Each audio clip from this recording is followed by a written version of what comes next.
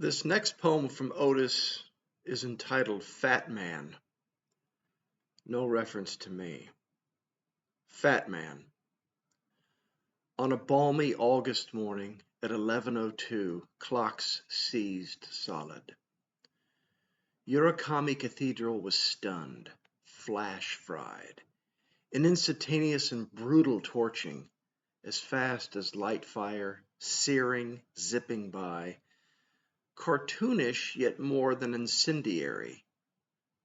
800 meters from the hypocenter, the largest Catholic house of worship, all the Orient ever resurrected, ever built, was peeling its paint, losing its mind, screaming in utter bell-smashing agony, bloody ears, decimated, blinded eyes.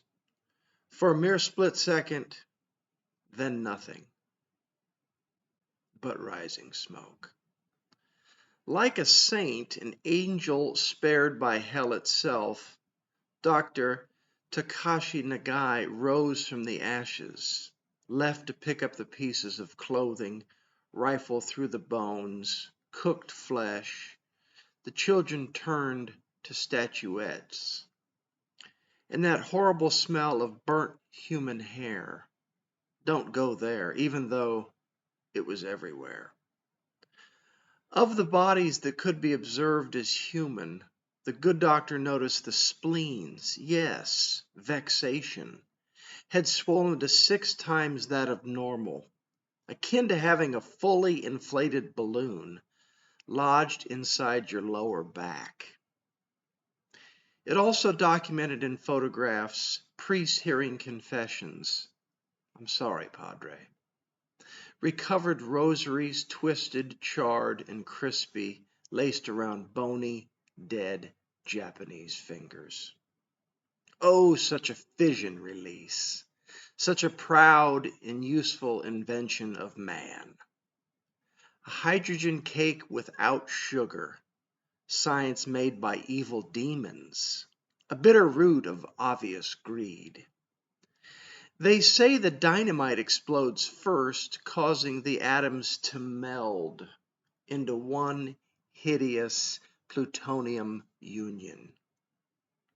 There were early warning leaflets, but they informed against what? For whom?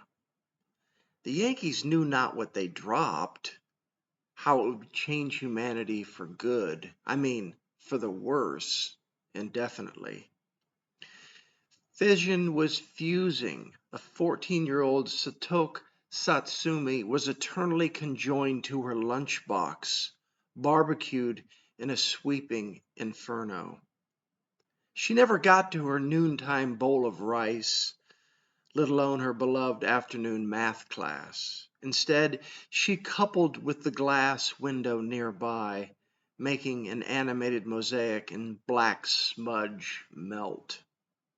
This was no summer picnic in the 1940s. The Mitsubishi Steelworks, scorched to its naked frame, where shadows flashed in tar, created imprints upon metal, in the flicker of an instant, the bat of an eye. The size was hefty, over 3 meters tall, 4.5 tons of gamma. It's no small wonder they called him Fat Man. His weight exceeded 10,000 pounds. Neutron rays released upon strangers. This giant-looking football was no game. It's not a sport, this collision, this business of killing. With rays released in all directions, leaving more than 73,000 dead, 74,000 injured or laden with cancer, they would perish slow and painfully in the coming days, weeks, and years. 5,800 school kids removed from their, dare I say, consciousness.